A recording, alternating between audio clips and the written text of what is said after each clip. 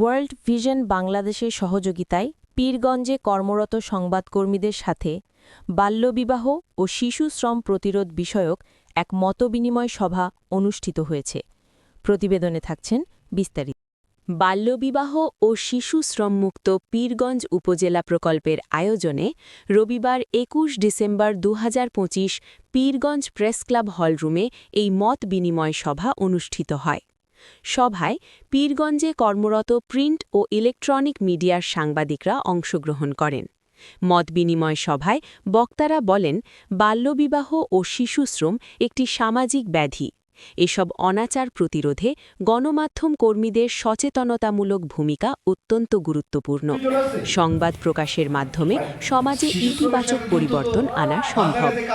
মত বিনিময় সভা শেষে সাংবাদিকরা এ ধরনের উদ্যোগকে স্বাগত জানিয়ে ভবিষ্যতে যৌথভাবে কাজ করার প্রত্যয় ব্যক্ত করেন।